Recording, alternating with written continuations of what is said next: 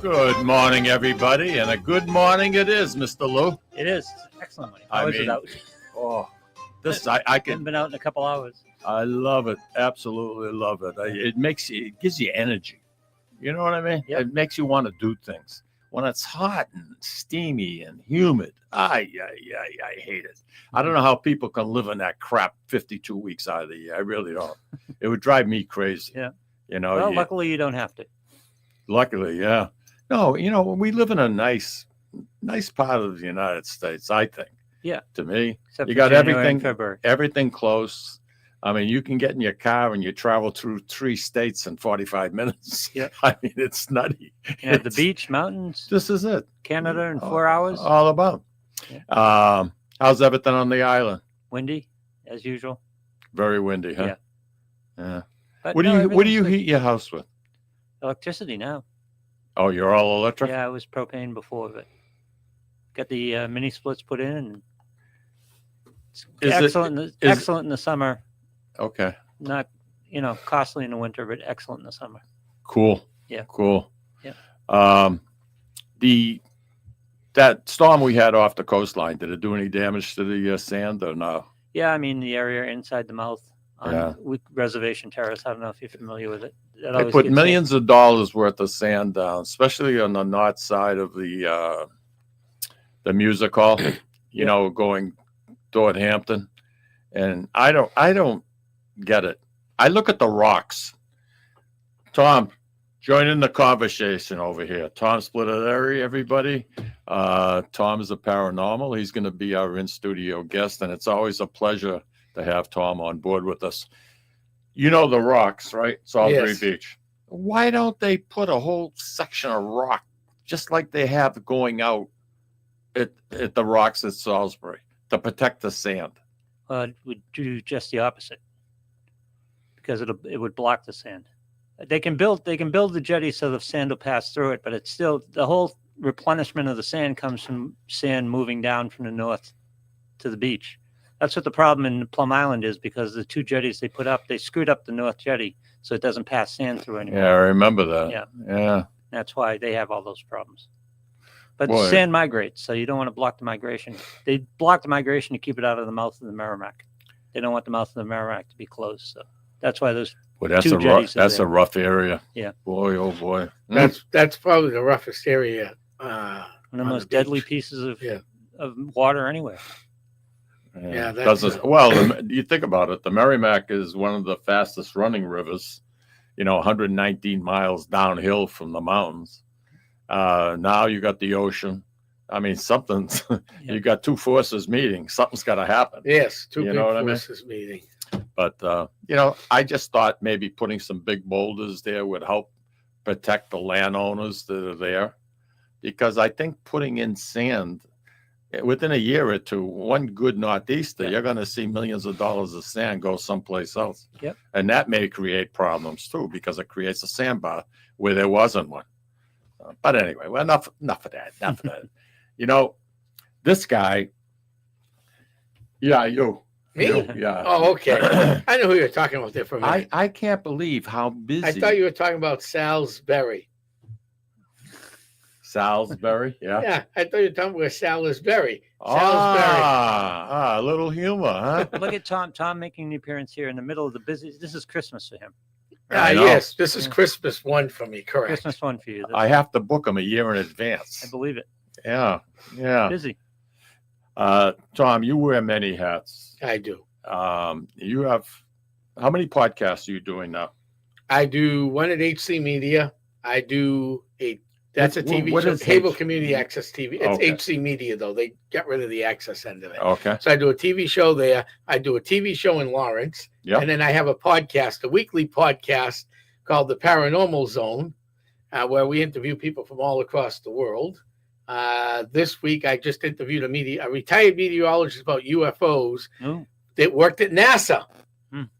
Worked at NASA? Yeah, he's retired. He lives up in Maine. He's actually going to be part of the Essex County Maine team, which was growing in different states. Hopefully by middle of next year, we'll be in 4 or 5 states, maybe more. Well, if you have anything in your life has happened to you where it was out of the ordinary and it involves paranormal, why don't you give us a call? We'd love to hear it. 978-659-0072.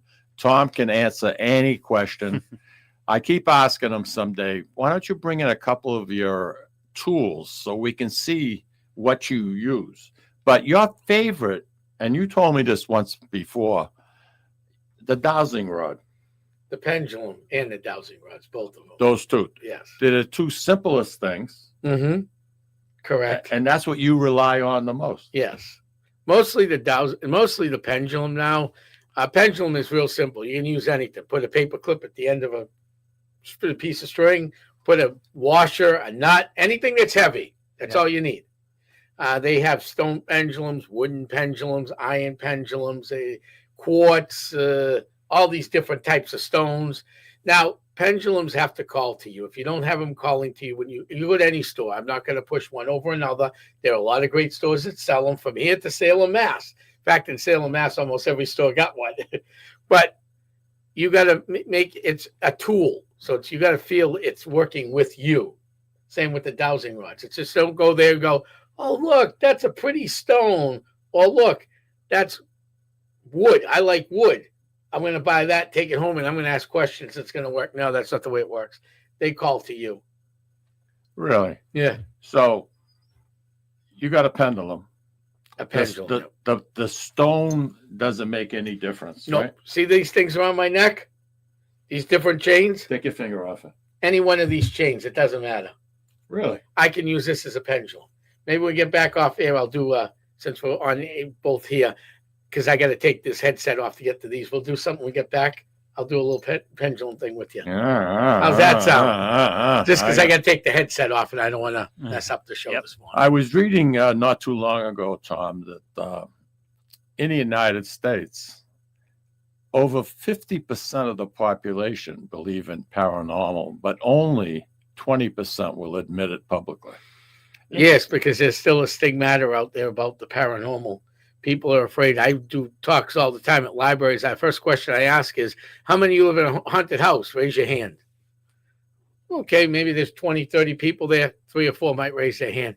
By the end of the talk, when I'm breaking everything down, because I'm not a PowerPoint guy, I bring those dollar display boards you buy with pictures and photographs. Really? Yeah, no, my whole trunk's full of them. I'll show you when we leave here. Pictures and everything from, I do talks on the Bridgewater Triangle. Yep. I do talks on cryptids in New England. I do talks on just about any subject. I'm in the process now of starting a book on the Ossipee Triangle. Oh, there's an Ossipee Triangle. Yes, Ossipee Triangle is quite the triangle.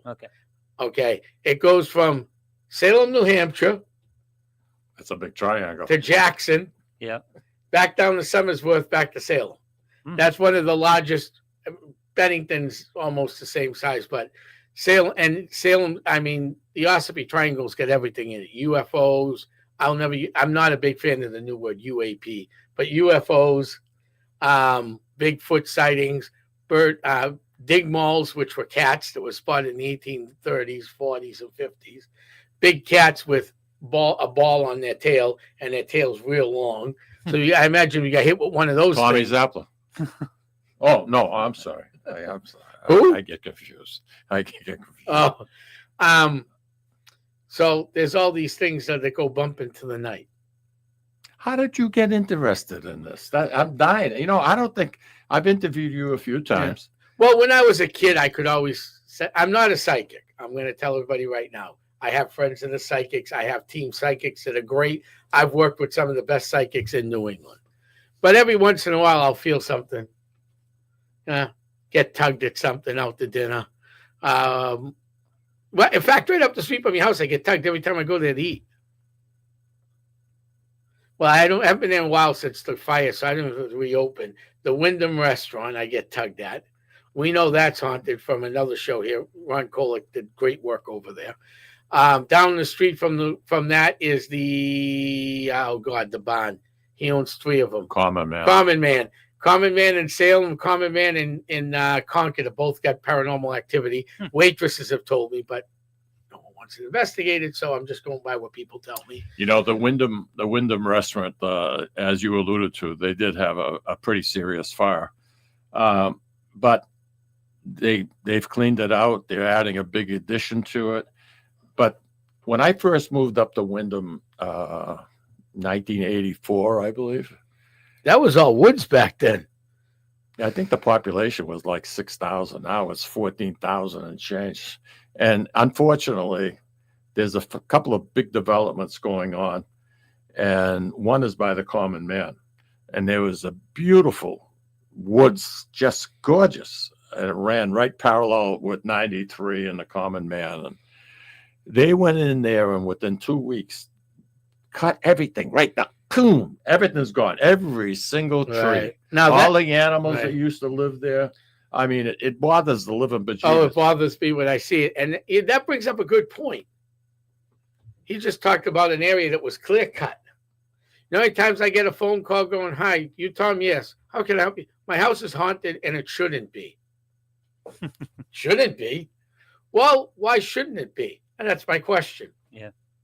Well, we bought into this development. When we looked at the house, this was an open lot with woods. There was nothing there before then. Okay. So you saw woods. So what about the past How 500,000 years? about the past 250 years prior to this? Yeah. Well, it's all woods. I said, were there any big 6 foot, 8 foot round trees on the property? Oh, no. Okay. You have new growth property, which is about 150 years old or newer. That's what you cut into. So what was there before then? Oh, according to the developer, nothing. Okay. Maybe he didn't do his homework far enough back. Yeah. So I go in and do the research and come to find out there was a house or an old farm on the property or something like that that burnt in the 1900s and the land stayed vacant. And when you have vacant land, Mother Nature kind of takes it all back from you. Absolutely. And when you have a house that was on a property in the 1900s, let me explain something. If you grew up in Wyndham, Kittery, Maine, or any of those small towns, Lawrence was different. Methuen's different. You pass away, well, you're going to go to Elmwood or the 3 cemeteries in Bellevue and the rest of them. Mary Immaculate. Okay. So Haverhill has 21 graveyards with 1 missing. There's all small graveyards. Kittery Point, Maine has over 100. 21 different cemeteries? In Haverhill, yeah. There's a lot of small ones you don't see. You got to go find them. But you do I work at one at Hilldale. Correct. Hilldale. That's a big one. But there's the First West Parish burial ground off of Carlton Street, which is probably the size of both of these rooms. Like a private. Yeah, it was the Carlton family graveyard. Yeah. Then you have Dunkin' Donuts on 97. If you park there and you look across the street, you're going to see a graveyard this time of year. It's out in the woods. They're the electric company. Yeah. That's about a little bit bigger than both these rooms. And then there's one that went missing. That D.L. Currier and his girlfriend died in a bonfire in Rocks Village, and they can't find where he's buried at the Currier. It said the Currier family graveyard, but we can't find it. No one can find it. So you do a lot of research. I do a lot of research. That Rocks Village cemetery. That's the Rock. That's a different one. Yes, yeah. Rocks Village is different. But if you have an old house that's 1800s and it was now woods, there's a good chance that, well, there might have been a family graveyard in the back, especially up in New Hampshire and Maine and Massachusetts. In the older towns, maybe, but definitely New Hampshire, Vermont, and Maine. When you get a clear cut like Mike's talking about, I know, like it scatters wildlife and can cause problems that way. Does it scatter spirits? It can. Does it rile up spirits? Now, here's a good example of that. You guys know where Southampton, New Hampshire is, right? Mm-hmm. Yep. There's this old late 16, early 1700s home. There's apple trees all around it. Now, the apple trees are now owned by Applecrest Farms, and we eat their apples at Market Basket and Beyond. Great apples, okay? They got some deal going with the developer because it was an old apple. This pot was an old apple. It wasn't his orchard. It was somebody else's. Yep. So they had some paper deal going that they take care of the trees. And if you live on the property, you can't even eat an apple if it falls to the ground. Right. Because that's stealing. Okay. Okay. But they did this old house. I started working in Exeter at this little market, managing the restaurant end of it. Nice place. And I was up there a long time. And this one house kept going up for sale. Why? That piques my interest because I drive by every day, and every year and a half, there's a new for sale sign on the house. Old 1600s home. Okay. So I didn't start work till 11. At that time, I was driving my mom to work. So I go eat breakfast, and I'd have a couple hours to burn. Now, I'm a historian, so I'll go find something to do. I found the Southampton Historical Society. It was open at that time 1 day a week from 10 to 12. So I went up there for a little while. Then one day I'm up there helping out. This lady comes in.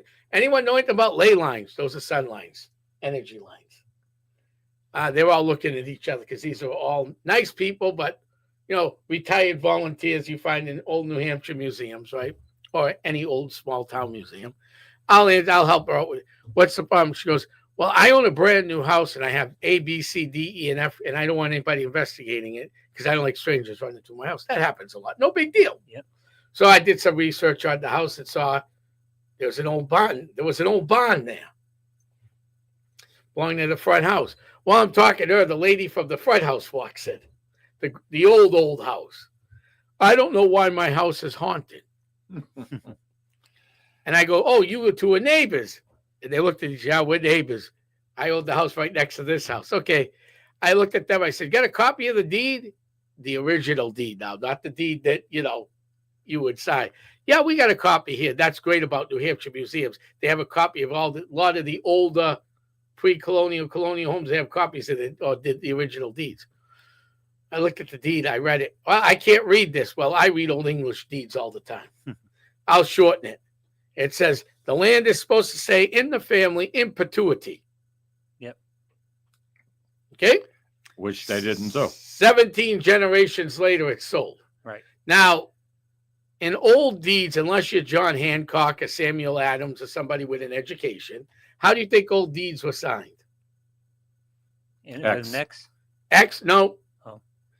Mix some clay up, take a knife, cut your thumb, drop some blood, mix it up. Those big red blotches on those old deeds you see in museums? Those are called blood marks. Well, it was signed in blood. Wow. So 17 generations later, the family's selling the land off. So, of course, that's supposed to stay in perpetuity. Yep. Then I said, well, we got records of where everybody's buried except the guy who built the farm. Oh, Tom, we found he died in December. Uh-oh. Uh-oh. Why uh-oh? Ever try to dig a hole in December in your backyard? How about you? Can't do it, right? Yeah. That's why. Not around here. That's why burials in November, December, January, February were much more money. In fact, in Chester, at the big cemetery in Chester, They hold. because my uncle died the end of March a couple of years ago. We didn't bury him till April. Yep. So they still hold. Some do, some. But that's why, because they have to take out the jackhammer, and that's going to cost them more money. So what they would do in the 1600s, because they didn't have jackhammers, they'd either bury you in the basement of the house or in the barn. Convenient. Because the barn, due to animal waste, there's no frost in the barn. So he was probably buried in the barn, and that's why the new house is haunted. I like it. We never investigated it, but that's a good story of why is my brand new house haunted? Andy Parisi is saying hello to everybody. Andy, how are you? Hi, Andy. Andy's been with us for quite a while, and something nice guy. And I wonder if he's had anything to do with the paranormal. If he does, Andy, give us a call, 978-659-0072. Again, Tom, how do you charge? Somebody gets in touch with you. They think they're having problems with their house, or they think the house is haunted. How does that work? They hire you? No, they don't hire me. They call me up. I ask her what's going on. We set a date. We go to the house and we investigate. It's free because there's no guarantee. So you travel wherever? Mm-hmm. I'll go wherever I got to go. I've been all the way up to, what was that town we did way up in New Hampshire? Yeah. Give me a minute. Plymouth. That's not all the way up. Well, that's pretty far up. Plymouth, New Hampshire. It's a hot skip and a jump. It's a good ride. I've been up to Chichester a couple times. Okay. I've been all the way out to Greenfield, Massachusetts. God, say it's not so. Yeah, during COVID, I never shut down. Can anyone explain the word emergency? If someone slips and falls. Well, and how needs do an- you make? How does this benefit you? I don't think about me. I think about the people who are calling me that need my help. I know, but I mean, things are so expensive these days. You have to have a revenue source. No, I do not. I work 2 jobs, and I keep them separate. Okay, so that okay, all right. So this is This is an maybe a expensive hobby? hobby. Yes. Interesting. Average piece of equipment is the cheap stuff is between $60 and $120. You can get a lot higher. I just Wow. I got 2 FLIR thermal images, and my tech manager's got a FLIR thermal image. We have 3 of them. Most teams only carry 1. Mhm. One I spent good money on. One I luckily found on Marketplace that was brand new. The guy was just getting rid of it because he was retiring and leaving the country. So there's no nuclear powered No. proton. No Backpack. photon tracks. No, nothing like that. Sorry, Mike. That was a Mikey with a funny Ghostbusters reference. Who knew? Yeah, Yeah. yeah. I expect anything. I guess the heck you do. Well, because when you do library talks, you don't know who's coming in the crowd. You'll get hecklers. So you go to libraries and do presentations at the request of the library? Yes, they call me. Or sometimes I'll call the local ones up that I've done before and say, hey, you guys want me back? Yeah, Tom. When do you want to come back? Because I'll start booking in June. Tom, I'm going to have to take a break. Okay. But when we come back, I'm going to ask you a question. I want you to think about it. And that question is going to be, have you ever become scared in what you do? Okay. All right. Lou, why don't you take us out, pal?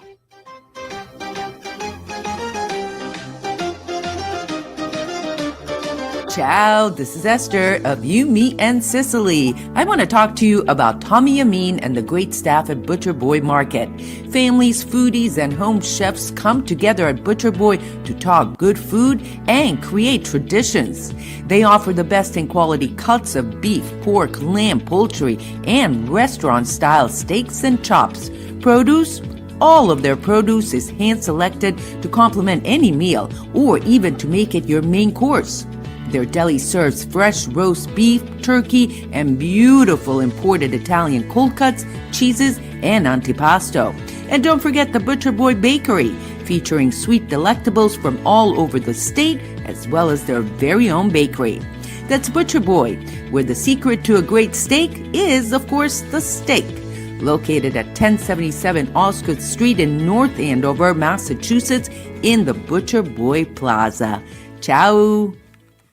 Legacy Care Law Firm provides estate planning and elder law services to people in the greater Merrimack Valley and southern New Hampshire areas with offices in North Andover and Woburn, Massachusetts, as well as Nashua and Salem, New Hampshire. Discussing family and financial matters with an attorney can be intimidating, but our goal is to help you prepare for the future as you preserve your legacy. We help clients qualify for government medical benefits and ensure their estates are preserved for their families so they don't need to worry about their estate being wiped out by high nursing home expenses. Legacy Care Law Firm attorneys are here to support your journey toward a more secure financial future.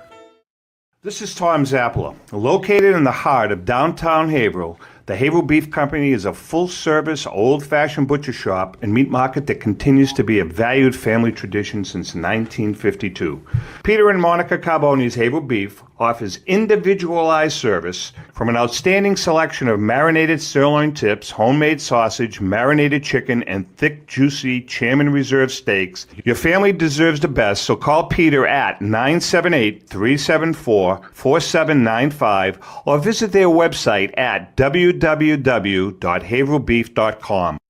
At Catadella Funeral Home, we reinvest in our business to provide your family with the best facilities. It begins with a beautifully landscaped exterior, parking for 250 vehicles, and a comfortable and inviting access to our renovated interior. Funerals can be costly, so you should review and compare plans to make sure you receive services that are fairly priced. I invite you to experience the Catadella difference in cost, facility, and service. Catadella's honoring and celebrating the lives of the people we loved, providing exceptional care since 1929.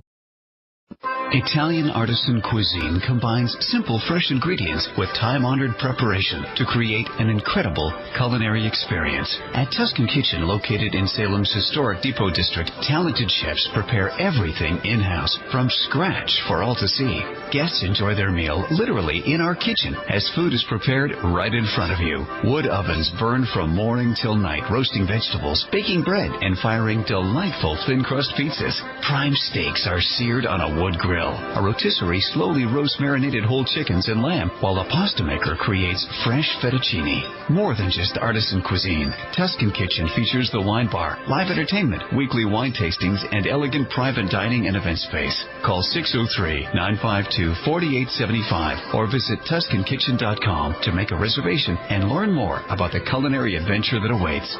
In Italy, cooking is an art form. Tuscan Kitchen. Experience artisan Italian.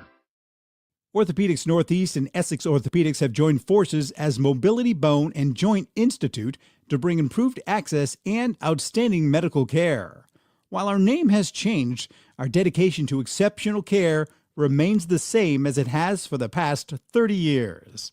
Same location, 16 Pelham Road, Salem, New Hampshire. Play more, earn more, win more at Encore Boston Harbor. Sign up for Win Rewards today and score $50 in free play instantly. Score even more as you play your favorite games. New members will also receive $25 in free play for every 100 tier credits earned playing with your new Win Rewards card. Highly rewarding instantly. Visit EncoreBostonHarbor.com for more information. New members only. Further terms and conditions apply. If you or a loved one is experiencing problems with gambling and needs support, call 833-277-5050 or visit GamblingHelpLineMA.org to speak with a trained specialist. Specialists are available 24/7 and services are free, confidential, and available in multiple languages. This is Cindy. And Mike Kunstler, owners and operators of Four Oaks Country Club and Grazie Italian Restaurant in Drake, Massachusetts.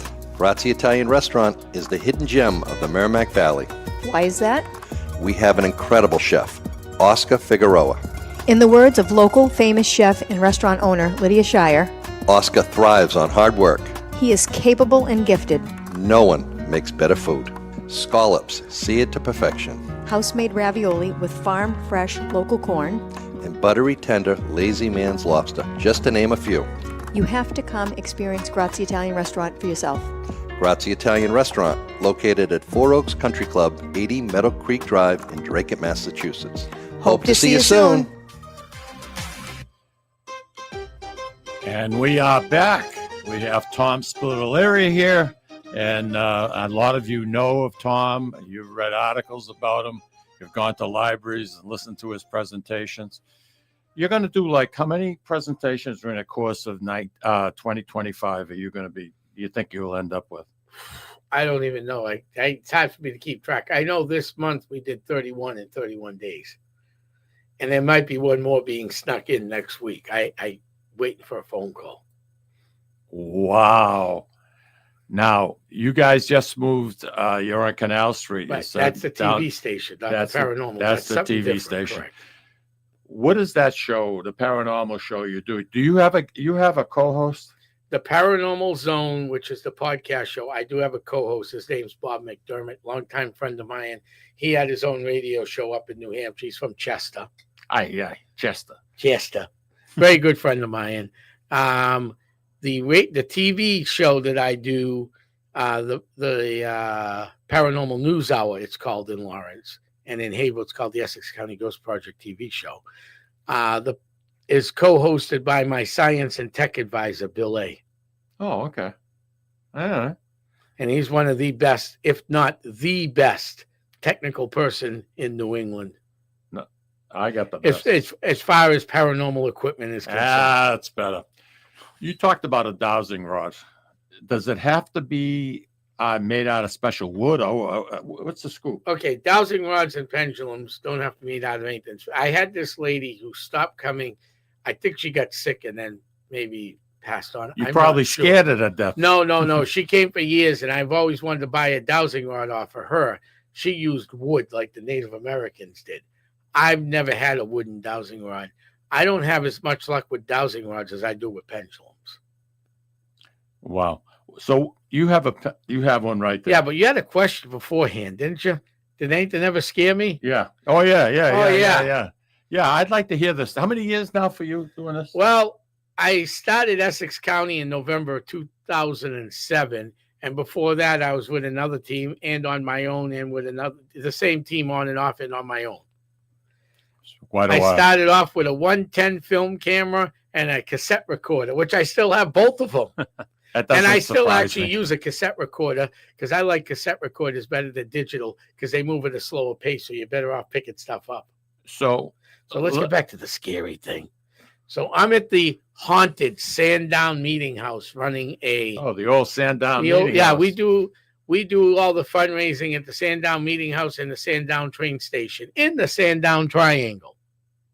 Another triangle. I actually was the one, that one and the Canosa Triangle. I was the one that started talking about both of Canosa them. Triangle. Yeah, Okay, that's in Haverhill. that's at Haverhill. So if you went up to the Monument Square Yep. Yeah. and went like this with your arm, Yep. that's the Canosa Triangle. Okay. So it goes from Hilldale. No, Hilldale's in the No. Dustin angle. That goes from downtown Haverhill into Plastow. The Canosa Triangle pretty much goes from Monument Square towards Groveland, Georgetown, down to the river, and then up to 108. Giles Street or Giles Street, Yep. depending on your old New England way of pronouncing that last name. In the Haverhill area, and that's where you live, right? No, I live in Methuen. That's what I said. You live in Methuen, but in the Haverhill area, what is the most area that you concentrate in? Do you get the most sightings or the most feelings for, or most The haunted? two biggest areas in Haverhill, and one I'm partisan to what is just factual, more factual than the other one. The biggest is the Canosa Triangle. Okay. There's been Bigfoot site reports in there all the way back to the 70s. Get out. Yeah. Get out. Well, you remember that side of Haverhill was all woods. Yeah, I know. That looked like winter. Haverhill's when you, got a lot of land. Right. Haverhill's big. Yeah. It's got a lot of characters walking around. Yeah. You ever see Tommy Zappa's feet? No. It wouldn't surprise me to one. So Haverhill, there's a section of Haverhill there, the Whittier Votech and the Whittier Birthplace out that way on 110.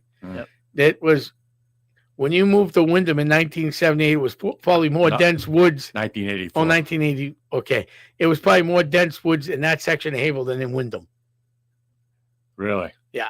Wow. So there's a lot of things out there. Hmm. There are old streets that they don't use anymore. Yeah, I grew up out there. Yeah. Yeah. County Bridge Road. Whittier wrote about the haunted County Bridge. Well, let me get back to Sandown. We're doing an investigation, and we know there's spirits in there. And I went into the pulpit or the crow's nest. You know what that is, right? Yep. That's where the minister used to, You're going to do a little preaching, right? I was going to do some preaching. Helen Breinstein. It didn't work too well. Didn't get anything. Then I started going, well, this is a 1770s meeting house. So let's start with stuff going on in history. Then I asked a couple other questions. You actually ask questions out loud? Yeah. And there's nobody there. No, there are people there. They're there for a fundraiser trying to pick up EVPs, electric voice phenomena, all this other stuff. Okay. All right. So I'm basically talking, and all of a sudden I feel two He's hands on provoking my. the ghost is what he's doing. No, I'm talking to the people, but Okay. trying to make contact with whatever spirits, because there's slave pulpits in this place. There's everything in this place. All of a sudden I feel two hands, and I get shoved back like this, up against the window with a 40-foot drop. That was probably the scare. I didn't break the window, but if I'd broken the window, I'm about 40 feet. Wow. Not only that, it's hard to replace that kind of stained glass. Yeah. That's all Mike's worried about. Stained glass window. There's not too many people that Oh, no, there'd be people jumping for joy if I went out the wrong way. I know that. That's all right. So that was the scariest. Yeah.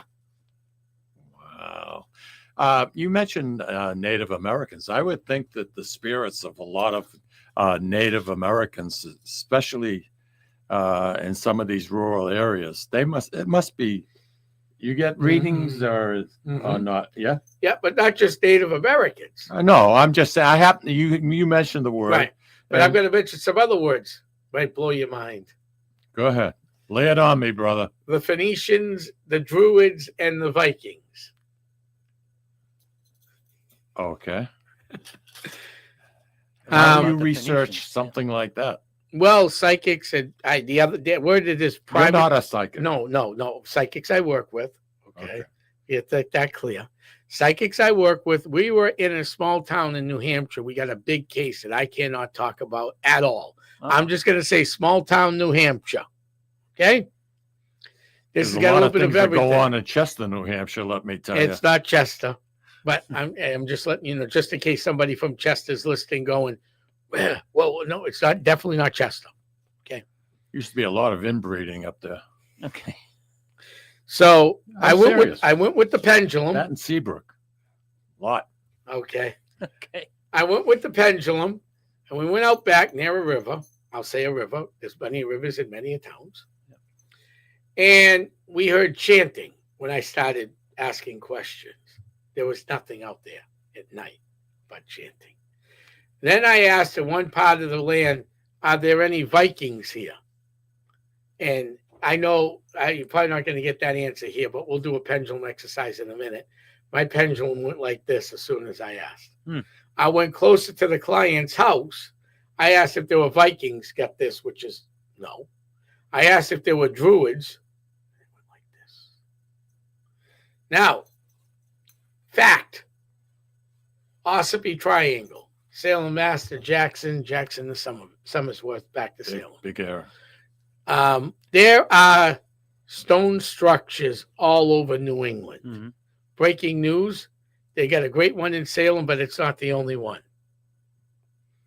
Okay. If you go up to The only one that's marketed. It's marketed. Yeah. If you go up to, oh God, I just drew a blank on that. Give me a minute.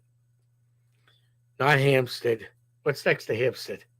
Hampstead, Atkinson, No, Sandown, no. What the heck is the name? Kamasigama. I don't know. Give me a minute. I always forget. I just had the name right in front of me too. That's all right. Hampstead. It'll come to me in a minute. Absolutely. There's a rock next to a DPW yard. Danville. Okay. Danville, New Hampshire, Danville DPW. You can't go park in the Danville DPW yard. But if you Google the address, you can get to this stone. It's called the Danville Beehive. It goes back at least 1,400 plus years ago. Seriously. Yeah, you can go look at it. It's open to the public. It's free. It's one of those places open to the public and free. You park right outside the gates of the Danville DPW yard. You get out, there's a walking trail in the woods and there's signs, 2 Beehive, just follow the signs. You're not even going a quarter of a mile into the woods. Okay. So even if you can't walk far, because when you go up, take a left, then take a right back. In fact, the DPW yard, this time of year, you can actually see all the trucks and everything from the Beehive. That's how close it is. But to get there, you got to kind of go like this. Unless you want to climb up this steep hill with no trails, then you'll get right there. Wow. How about there are beehives all over New England. That's what you refer to it as a beehive. Yeah, beehive and stone structures. Yeah, this looks just like a beehive in Danville. Wow. We're broadcasting out of Costa Eagle Media here in Methuen, Massachusetts. We have some old buildings in this community. How about the Tenney? All right, the Tenney Gatehouse we used to do. We got a lot of evidence there at the Great Court State Why Park. we used to? Well, like all historical boards and stuff, people volunteer. Some people are interested in the paranormal, some aren't. Okay. So every year you got to go back in front of the board for a yay or a nay, and the board has decided no more investigations. They didn't want to go down those roads. They wanted not to be known as haunted because they're going down a different, which is fine. I could respect everybody's belief, but that's going to be out there forever because the Tenney Gatehouse is in about 6 or 7 different books. And a lot of people that have investigated that place through the years still use their pictures on their talks. You can't stop them. They don't. Okay. It's our intellectual property. Nancy Patera DeMarco is saying hello. Hi, Nancy. Hi, Nancy. We've done a lot of private homes in Methuen that we can't talk about. Well, I had a situation I just want to bring out, and it was Lucille and I had just gotten married, and I was ready to go to basic training. So I stayed a few weeks at my mother-in-law's house instead of buying a home or renting a home. Yeah, that makes sense. And my father-in-law was quite a character, Lou. His name was Tessie. Okay. And he would go to bed real early in the morning. I mean, at night, because he got up early in the morning. He worked at Raytheon, and he had to have the first parking space in the parking lot. Had to have it. So he could just get in that car, floor it, and get the heck out of there. Before all the traffic leaves. Before all the traffic. I mean, that place used to hold a lot of people. I was walking by his bedroom one night, and I heard voices. And I knew my mother-in-law and her two sisters were watching TV, so there was nobody in that room but him. And these were two distinct voices. He was extremely close to his mom. And that's the first time I've ever encountered anything that has caused me to reflect and to pause. Mm-hmm. And it booger, it kind of scared me a little bit, man. I'll tell you. Well, I almost forgot about one thing. I think it was October 1960 something. I forget, 63, 64. Mike Gamont just put this out, and I could talk about it because it's in books. I just forgot the dates. It's the title in one of the books is Water, Water Everywhere.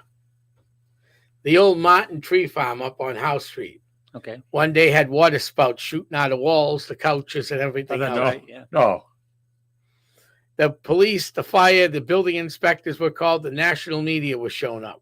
They could not figure out what it was.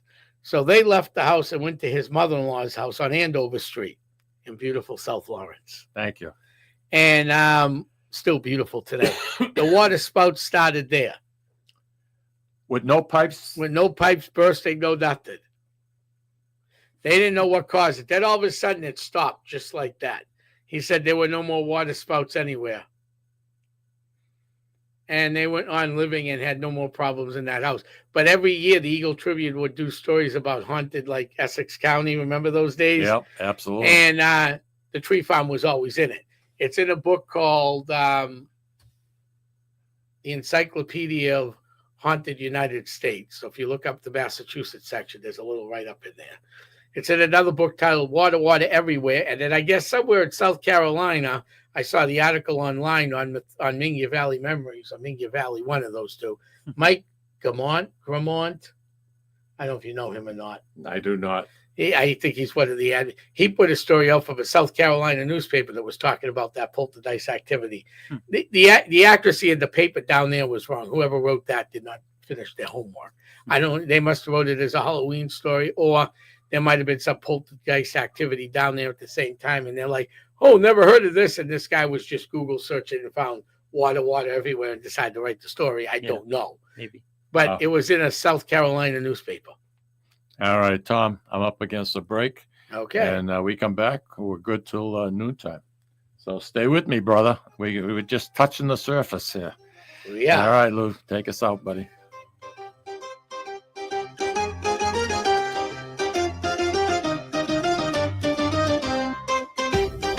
Ciao, this is Esther of You, Me, and Sicily. I want to talk to you about Tommy Amin and the great staff at Butcher Boy Market. Families, foodies, and home chefs come together at Butcher Boy to talk good food and create traditions. They offer the best in quality cuts of beef, pork, lamb, poultry, and restaurant-style steaks and chops. Produce? All of their produce is hand-selected to complement any meal or even to make it your main course. Their deli serves fresh roast beef, turkey, and beautiful imported Italian cold cuts, cheeses, and antipasto. And don't forget the Butcher Boy Bakery, featuring sweet delectables from all over the state, as well as their very own bakery. That's Butcher Boy, where the secret to a great steak is, of course, the steak. Located at 1077 Osgood Street in North Andover, Massachusetts, in the Butcher Boy Plaza. Ciao!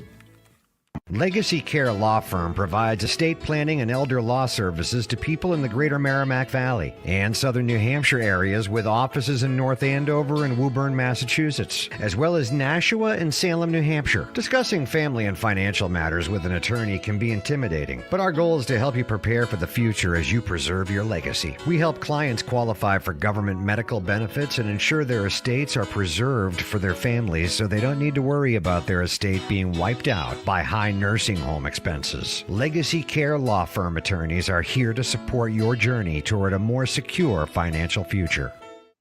This is Tom Zappala. Located in the heart of downtown Haverhill, The Haverhill Beef Company is a full-service, old-fashioned butcher shop and meat market that continues to be a valued family tradition since 1952. Peter and Monica Carboni's Haverhill Beef offers individualized service from an outstanding selection of marinated sirloin tips, homemade sausage, marinated chicken, and thick, juicy Chairman Reserve steaks. Your family deserves the best, so call Peter at 978-374-4795 or visit their website at www.haverhillbeef.com. At Catadella Funeral Home, we reinvest in our business to provide your family with the best facilities. It begins with a beautifully landscaped exterior, parking for 250 vehicles, and a comfortable and inviting access to our renovated interior. Funerals can be costly, so you should review and compare plans to make sure you receive services that are fairly priced. I invite you to experience the Catadella difference in cost, facility, and service. Catadella's, honoring and celebrating the lives of the people we loved, providing exceptional care since 1929. Italian artisan cuisine combines simple, fresh ingredients with time-honored preparation to create an incredible culinary experience. At Tuscan Kitchen, located in Salem's historic Depot District, talented chefs prepare everything in-house from scratch for all to see. Guests enjoy their meal literally in our kitchen as food is prepared right in front of you. Wood ovens burn from morning till night, roasting vegetables, baking bread, and firing delightful thin-crust pizzas. Prime steaks are seared on a wood grill. A rotisserie slowly roasts marinated whole chickens and lamb, while a pasta maker creates fresh fettuccine. More than just artisan cuisine, Tuscan Kitchen features the wine bar, live entertainment, weekly wine tastings, and elegant private dining and event space. Call 603-952-4875 or visit TuscanKitchen.com to make a reservation and learn more about the culinary adventure that awaits. In Italy, cooking is an art form. Tuscan Kitchen. Experience artisan Italian. Orthopedics Northeast and Essex Orthopedics have joined forces as Mobility Bone and Joint Institute to bring improved access and outstanding medical care. While our name has changed, our dedication to exceptional care remains the same as it has for the past 30 years. Same location, 16 Pelham Road, Salem, New Hampshire. Play more, earn more, win more at Encore Boston Harbor. Sign up for Win Rewards today and score $50 in free play instantly. Score even more as you play your favorite games. New members will also receive $25 in free play for every 100 tier credits earned playing with your new Win Rewards card. Highly rewarding instantly. Visit EncoreBostonHarbor.com for more information. New members only. Further terms and conditions apply. If you or a loved one is experiencing problems with gambling and needs support, call 833-277-5050 or visit gamblinghelplinema.org to speak with a trained specialist. Specialists are available 24/7 and services are free, confidential, and available in multiple languages. This is Cindy, And Mike Kunstler. owners and operators of Four Oaks Country Club and Grazie Italian Restaurant in Drake, Massachusetts. Grazie Italian Restaurant is the hidden gem of the Merrimack Valley. Why is that? We have an incredible chef, Oscar Figueroa. In the words of local famous chef and restaurant owner Lydia Shire, Oscar thrives on hard work. he is capable and gifted. No one makes better food. Scallops, seared to perfection. House-made ravioli with farm-fresh local corn. And buttery, tender, lazy man's lobster, just to name a few. You have to come experience Grazie Italian Restaurant for yourself.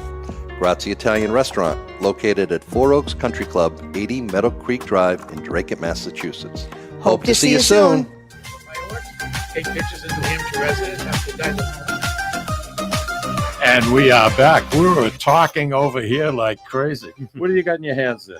Oh, this is a pendulum of sorts. Pendulums can And be that's what you actually use. Yeah, pendulums can be, I could use stone. I've used this. I didn't bring my stone pendulum with me. There's metal, there's wood. That was your dad's? This was my dad's, yeah. This wasn't his pendulum, it was his chain. Okay. Let's get that. Yeah. But you can use, my purpose of using this is to show you can use that. You can put a paper clip on the bottom of a string and use it as a pendulum. If there's some kind of an energy source. No. You Okay. can make a pendulum out of anything. The No, time it I will know work that. is if it is an energy source. Okay, in the that's room. So usually when you use a pendulum, I'm going to do this quickly because we got a couple of things to cover. We're a couple minutes o'clock. Show me a yes. Oh, let me get on the camera here. Where's the camera? Okay. yeah, just the Show- opposite. Okay. Show me a yes. So my yes is always this in a circle. Move over a little bit. There we go. There we go. So my yes is a circle. Show me a no. So we'll stop it. No. Okay, now that was the demo. I'm going to ask, are there any spirits in this building that would like to communicate with us? If so, make this pendulum swing in a circle.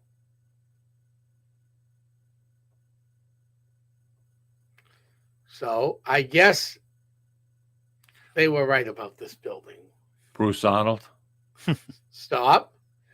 Our elaborate leader over here just asked Bruce Arnold, are you here with us right now? Bruce.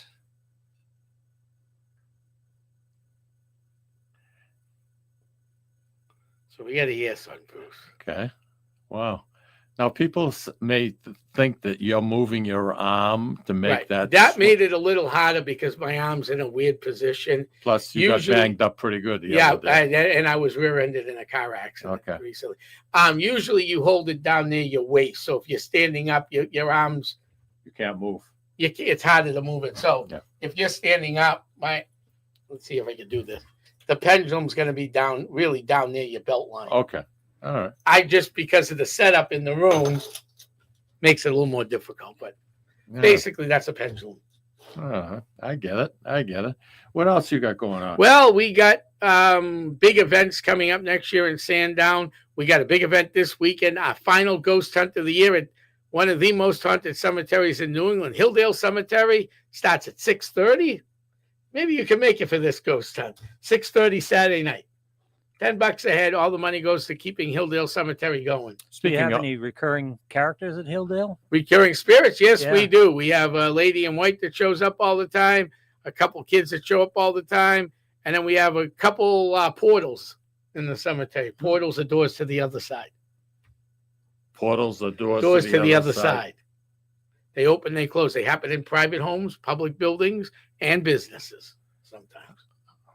Want to go to the other side, Mike? And then we're also working on bringing back. Is it better than this?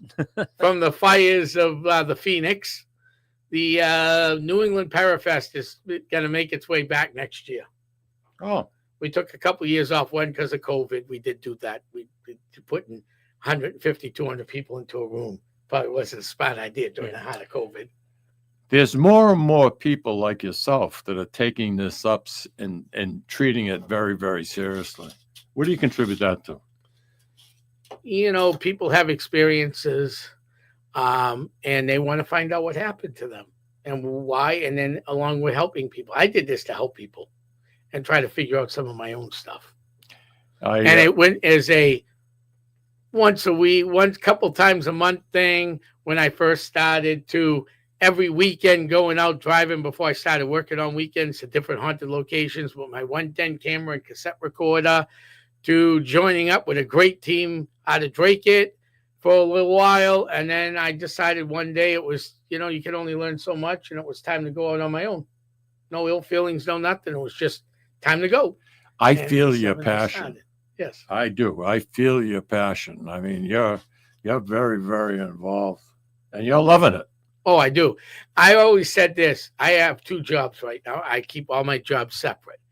But I had a job years ago making more money than I did combine both jobs today.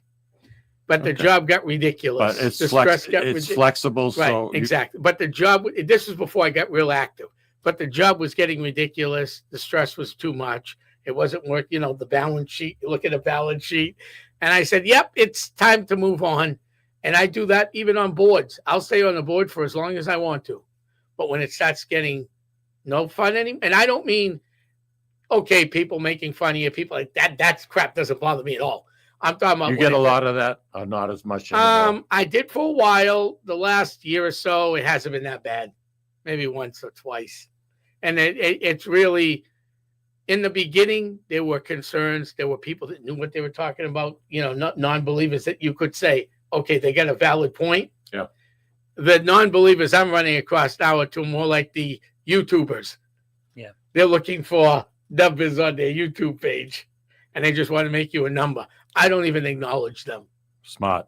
Because what are you going to get out of acknowledging somebody that's looking for something that they don't even believe what they're telling you? They're just looking for numbers.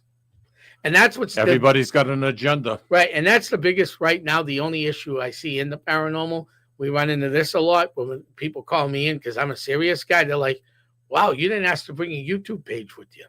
why would I put your house on my YouTube page? I don't even have it. I do have a YouTube page someone made for me years ago, and there's some public videos on there, but I think they're over 6, 7, 8 years old. I don't think there's anything new. I have a Tom Live page, and sometimes I go out to cemeteries and do live Facebook things on, but I'm not going to put, I go to your house. I'm not saying I've been there. We haven't been there, but I'm not going to put your house. You know how many idiots go knocking on the door? Oh, I got more equipment and better equipment because my mommy and daddy bought me all this expensive equipment. You don't really know how to use it, but I think I do, and I'm going to use it on your house. Now, you believe in not digital, but taking pictures with film, correct? I use film, I use digital, I use cassette, and I just figured out a battery pack for a reel-to-reel. Here so we I'm go. going to use it reel-to-reel, Is too, it for nuclear EVP. powered? No. All right. Just Reel-to-reel and cassettes move at a slower pace, so you sometimes pick up more voices that you don't hear. okay. That could be a whole nother show. So you may be hearing something or sense an energy source, and you'll take pictures in that direction, even though you can't see it. Right. But what happens? Okay, so say there's something in this corner. Yeah. Okay? I sense it, my psychic sense. It's mostly my psychic. So, Tom, take a picture over here. If I used a digital camera, I could look at the camera right away and go, oh, look, I got something. Oh, look, I didn't. Now, if I take a picture with a digital, then use my 35 millimeter and then compare the pictures, sometimes I'll pick it up because the 35 millimeter film camera has a slower shutter speed. Right. Same with the cassette recorders. The older cassette recorders record at a slower pace than these new. They're beautiful, don't get me wrong, because you can put it in Audacity or any one of those things that just look for the lines. It saves a lot of time going through evidence, but you're better off with cassette recorders. Lou, you ever had an experience? Not a ghost experience. Well, actually, my most striking thing was my father had prostate cancer, and he was terminal. And I was going to my wife's sister's wedding on a Saturday, and it was Friday night, and he usually visited him every other day. And I called him up from work on Friday. I said, I can't come over today. I got to go to rehearsal dinner tonight, and we get the wedding tomorrow. And I hung up the phone, and about a half an hour later, it didn't happen on the phone call, so it wasn't anything he signaled. But a half an hour later, I said, I've got to go see him. It was an incredibly strong feeling. And I went to Pat, and I said, I got to leave early. I got to go see my father before I leave. Died the next day. Well, that's a sad day. So you're trying to enjoy a wedding and a funeral, preparing this. Oh, yeah, did you even make the wedding? No, we made the wedding. He died later that day. It was after the wedding. But I was struck by how strongly I felt I had to go see him. It was perfectly fine because I was seeing him every other day. Isn't that something? Huh? Well, that means the end was coming. Yeah. What? Wow. The end was coming. Yeah, but you sensed it, and he sensed it. You know, the skeptic in me would say I heard it in his voice or whatever, but I don't think he knew. And like I said, it didn't hit me during the phone call. It hit me like an hour later. Right, and it didn't really hit you to 2 days afterwards. When you thought about what happened the last 2 days. No, I was really taken aback by how strongly I was compelled to leave work and go see him. How strong that was. That gives you a reason to reflect. Yeah, it was to weird. think. It was weird because it wasn't subtle at all. It was compelling. It was just I had to go. When my grandmother died, same thing kind of happened. I was there. My friend was there. She was a hospice volunteer at this hospice center my grandmother was at. And it happened to be not my grandmother, my father. Sorry, my father. It turned out March 21st shows up. We were there every day since he was in there. But March 21st shows up. I go get a cup of coffee because my friend calls me and says, Tom, you better get here quickly. Yeah. We're at me and my mother were doing some bank stuff. We rushed over to Havel Hospice. I went to get a coffee. I came back. All of a sudden, I feel this energy. Male energy come in the room. It was my grandfather who died in 1984. Wow. I figure my father's father. Yeah. Shortly after that, my aunt showed up to the room. I'm like, oh, I looked at my mother, and my mother's looking at me and going, yeah, it's close. Then around right after 11:05, my grandmother showed up, his mother, on her birthday. Yeah. My father went, my mother grabbed his hands and said, Tony, it's okay. Because we knew there was the cancer. What's your definition of a ghost? My definition of a ghost, it's not Casper. I Could wish be it anything. was nice and friendly. Yeah, I know. We wouldn't have to worry about Third World Yeah, War. but what's a ghost? And his girlfriend, Wendy, was beautiful. Right, but what's a ghost? A shadow figure, a full body apparition, like you in the door or me in the door when we go to the other side in 100 years. You got 120 years left, Mike. I got about 100 left. Or what's a ghost? Oh, this pendulum, this necklace is here. I leave the room because I forgot it. We come back and it's Moved. over here. So what is a definition of a ghost? Ghost is just a spirit that you can't see, or you can see it. It's just a spirit of energy. That's how I look at it. Because you don't know, what is it? It could be a full body. It could be a partial body. You know, Tom, you did a very, very good interview on a podcast with a Catholic priest. I did, yes. And I found that very interesting. Do you care to allude to? Oh, I can. You can check that out on the Paranormal Zone podcast. Mm-hmm. It was Father, I just dropped his name. He's from Rhode Island. Yep. He's got diabetes, so he lives in a retirement home. He's the youngest guy in the retirement home. He goes out. Yeah, he goes out all the time, and he does cleansings of demonic entities. Exorcisms. He doesn't do exorcisms. He did tell me that. He's the guy prior to the exorcists. You know, in the United States, Lou, this year there was 150 priests that were okayed in the Catholic policy to do exorcisms. Yes. That's the most there's ever been. There was over 15,000 exorcisms in the world in the last year. Wow. And that came from I didn't look that one up. My science and tech manager keeps mentioning it every time we go do a talk together in the last 3 weeks. So I trust everything that comes out of his mouth. So since you mentioned that, I Be figured careful. I'd throw that in. Be careful. Yeah. Hey, listen, Tom. Thank you. This was fun. Always a pleasure. I hope you can come back. Anytime. I love coming here. I know you do. And we're going to go grab some lunch. Yeah. And for Halloween, you're going to be doing podcasts. Yes. So how can people watch that? Either my Facebook page or everything will be shown on Lawrence Community Access TV within a day after it's filmed. The day after. Yeah. Okay. Hey, everybody, have a wonderful, wonderful weekend. It's supposed to be pretty nice. It's supposed to be nice. So get outside, enjoy it. A little early to be cleaning up leaves, but you know something, get your trees pruned, do what you got to do, and enjoy. Take that deep breath. Makes you come alive. Take care, everybody. Next week, we're going to be doing a repeat show. And I'll be with you again with Louie. We're going to have Esther on with us. The 7th of November. Yep. All right. Take care.